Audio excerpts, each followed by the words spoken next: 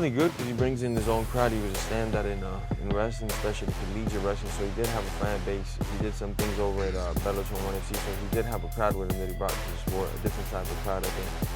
But what I don't like is we're fighters. We're supposed to fight, man. You know, you got 2 losses. It's no big deal, my brother. Get back on the high horse, get to work, and figure it out, man, you know. I've heard that he has hip issues and stuff, so I can't comment on how bad his body is and if it's holding up or not. That's a different story. But as far as fighting goes, 2 losses can't discourage you if you're a fighter, you know. Yeah, you're proof of that because you're probably going to be. Well, let's ask you. You were Israel Adesanya. Make the case for Jorge Masvidal for 2019 Fighter of the Year. I'd vote for me, obviously, and there'll be a little bias, you know. But I don't know. I think what I've done, only one other guy in my weight class have done that. It's a great company to be in. It's not huge, but he had 3 stoppages over ranked opponents in 1 year. You know, I think that in itself speaks a lot. No matter what they say about the main view, the cutter line, I wasn't losing that fight just in the scorecard.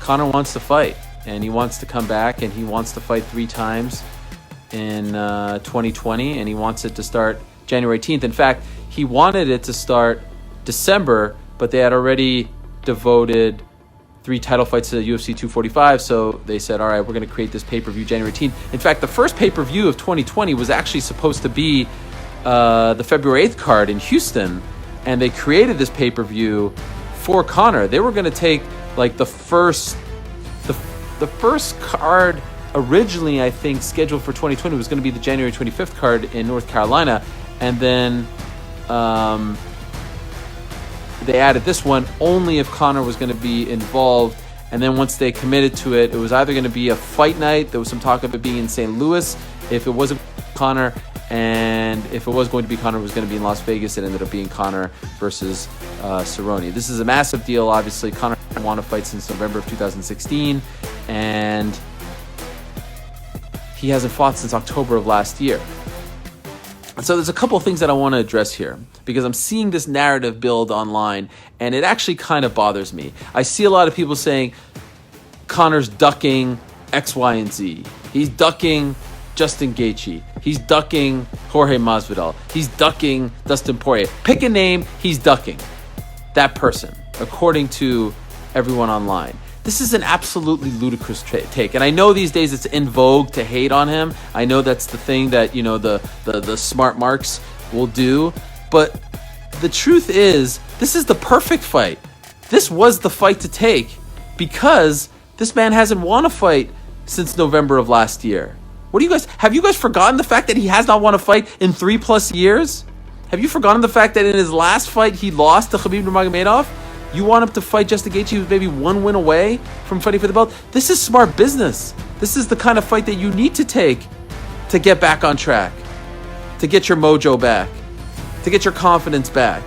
Like, you guys don't understand the fight game. And again, I know it's cool to rip on him, and I know it's cool to critique him, and I know it's cool to hate on everything, but look, this is the fight that you have to take in order to fulfill those 3 fights that you want to take part in and eventually win in 2020. Lofty plans, big aspirations. Get through this fight, then Masvidal Diaz perhaps in the second one, and then Khabib. A lot has to happen for all this to actually end in a positive way and come to fruition.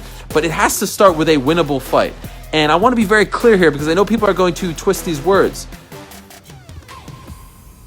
I'm not in any way disparaging Donald Cerrone, but these are the facts.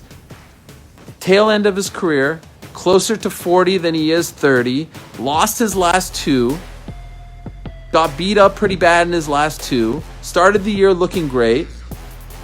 This is the fight to take. These are 2 guys at similar points in their career. Why should he fight Justin Gaethje now? Why should he fight Jorge Masvidal now, who's on fire? You guys don't understand. Like, I know you want to expose him. I know you want to say that everyone's in cahoots and all this stuff. No, they're putting him in there against a top 10 guy who's still very solid, who is game, who will stand and trade. It's a favorable matchup. Now, there's a couple of things working against Cowboy in this fight. Historically, Cowboy hasn't risen to the occasion in the big fight, right? We know this. Historically, that hasn't happened. He has lost his last two. He has been beaten up in his last two. So there's things working against Cowboy that are working in Conor's favor. But there's also things working against Conor in this fight. He hasn't fought since last October. He hasn't won since November of 2016. He's been through a lot. I am told, for whatever it's worth, it's been a long time since he's been this focused. Going to sleep early, waking up early, in the gym, doing his thing. I think there was a part of Conor that wants to shove it down everyone's throat. I think there's a part of Conor that wants to prove to everyone that he is truly back. I'm reminded of the famous line by the great Marvin Hagler, who said it's a lot easier waking up at 5 a.m. to pound the pavement when you're sleeping on the floor as opposed to waking up in sand sheets. These days, Conor is waking up sand sheets. Things are changing. And by the way, I see one guy right here, Irfan Kasim, tune-up. Nice try selling it though, Ariel. Yeah, that's exactly what it is. A tune-up fight. A fight to get back on track. That's exactly what it is, guys. Come on, let's use our heads here. What do you think this is? This is the fight game. You're walking in there against another individual who's trying to knock your head off. What do you think this is? You want a guy who hasn't won a fight since November of 2016 to fight Khabib? To fight Justin Gaethje? To fight Jorge Masvidal? If that's what you think, you guys don't understand the fight game. You just don't. You're just really hearing this. I can't believe that. You know what? I should take that back. I can't believe it's ridiculous, especially when it comes to Conor. Conor often brings out the worst in people. Enjoy this for what it is.